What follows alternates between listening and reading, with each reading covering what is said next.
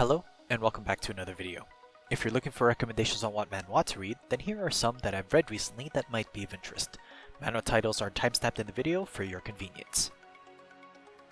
Our first manhwa for today is Searching for My Father, a regression manhwa that I've currently read up to chapter 103 on.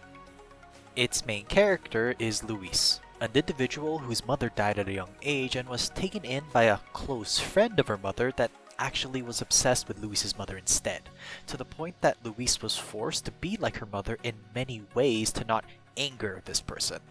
This becomes all for naught though, because she still ends up dying, but instead of leaving the story at that, she of course ends up back in the past and spends some time with her mother again. While things seem to be going in a similar way to her first life, she finds an opportunity to instead run away and try to search for her father. Maybe then, she might have a different outcome in her life, but will she succeed? The story is 8 out of 10. A regression story that has more of a reason as to why Luis regresses. It offers a steady pace that puts a lot of questions forward, but also gives some answers to Luis's situation. As chapters are read, you might find that reading from Luis's perspective might even hinder your own opinion, as not everything is made known to her as she lives this new life. The characters are 7 out of 10.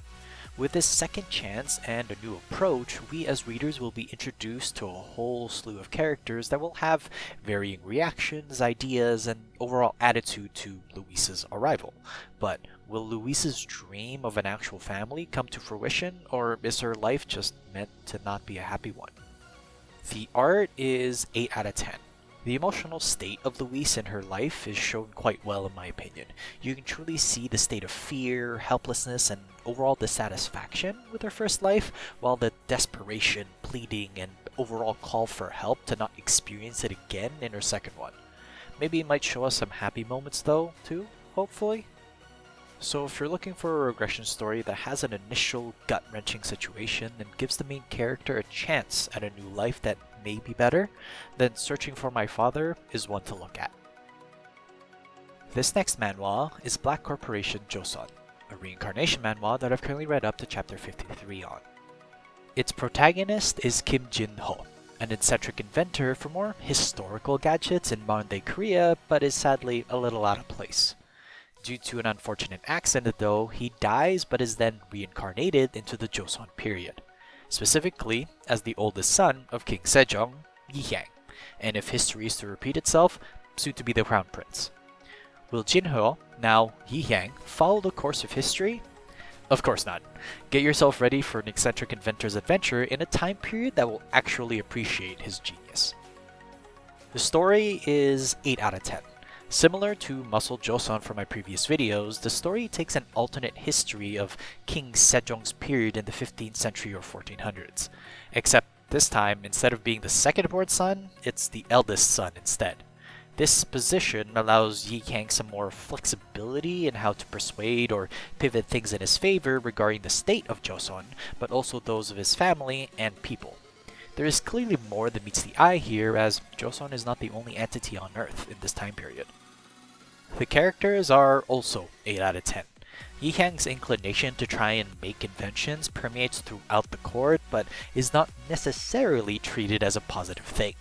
Due to this demeanor, a lot of the great minds of the time are overworked for the sake of making his ideas into reality. Even Yi-hyang and King Sejong end up having like minds to pursue things for the sake of their country. The art is 7 out of 10. With a cute and family-oriented atmosphere, but also an illustration style that can be used for more solemn situations, the art style is very versatile in showing the realities of the time and what troubles Joseon could face if this alternate history keeps going down this path. So if you're looking for an alternate history manhwa similar to Muscle Joseon, but instead of focusing on the healthy body mindset, but more on a eccentric inventor perspective, then Black Corporation Joseon would be a good pick for you to read. Reincarnated Heavenly Demon is the name of our next manhwa.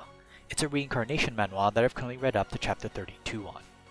Tiane Jin is the name of its main character. As the Murim Alliance leader, he found himself old and just boringly living day by day as he was no longer free to roam Murim, until one day he took his last breath.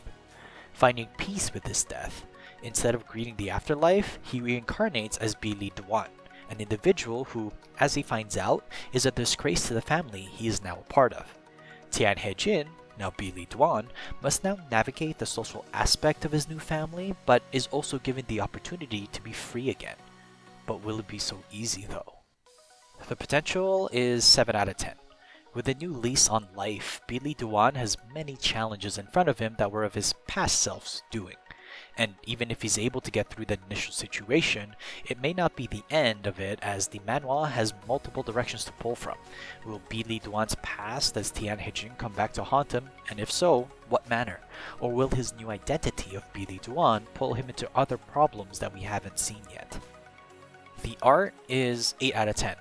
With his background of being the Muram Alliance leader, you know his second life as Billy Dwan will not have issues of being weak. This is displayed well in the initial chapters shown so far, and I wonder what Billy Dwan will be forced into after the initial arc. So if you're a fan of the Muram genre, and specifically where the leader of the good factions gets reincarnated as another character like Heavenly Grand Archive's Young Master, then Reincarnated Heavenly Demon would be a good one to give a shot. Our next manhwa is Genius Grandson of the Lone Shark King, a regression manhwa that I've currently read up to chapter 16 on. Its main character, Kim Moo-hyuk, is an individual in modern-day Korea that helps take care of people who do not pay their loans in the private lending industry, also known as loan sharks. This continued on until one day where he himself has outlived his own usefulness and is taken care of. Instead of a reincarnation or a simple afterlife, Moo-hyuk instead regresses to the past, where he might just be able to change things in the second life whilst figuring out who killed him and take revenge. The potential is 7 out of 10. With a classic case of revenge regression, Moo-hyuk is going to utilize everything in his grasp to ensure that he changes the course that his previous life took. Now with a chance to become the big dog of Korea's private lending industry under his family, will he be able to grow enough in power, money, and reputation that he's able to snuff out all those that oppose him? It has me interested, at the very least. The art is 7 out of 10. While nothing to praise or scoff at, the manhwa offers an art style that showcases more of the mental strain that comes with going up against individuals in the shady part of the world. Moo-hyuk himself, while being experienced, still has to play his cards right as to not potentially veer off the cliff from his own actions. So if you're a fan of the modern regression genre but would like a story centered around gray area groups similar to maybe the Mafia, then you should follow the progress of Genius Grandson of the Lone Shark King. Welcome to the highlight portion of today's video as we look at how one of the manhwas mentioned in the previous video is doing as I continued reading it. Slight spoiler warning as we will be discussing the events in the manhwa since my previous opinion. Today's highlight is I became the childhood friend of the middle boss, aka I became a childhood friend of a mid-level boss from my previous videos, which I've now read up to chapter 39 on. Info card and description will have links to my original opinion. Since the last time we greet our main character, Do Kyun-woo, he's been busy with taking steps to increase his favorability with different characters and set up both himself and the mid-level boss Yeon Hanul in a way that deviates from the original story.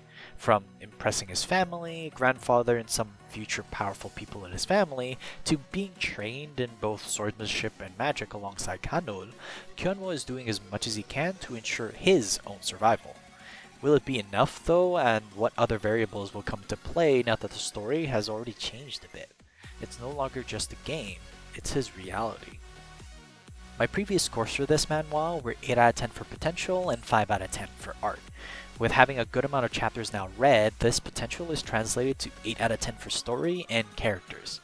Given that the baseline is based off of a game and we are just getting started on that plotline, there are clearly a number of events, people, and powers that have already been influenced by Kyun-woo's actions that will, given enough time, most likely cause a ripple effect overall in the plot.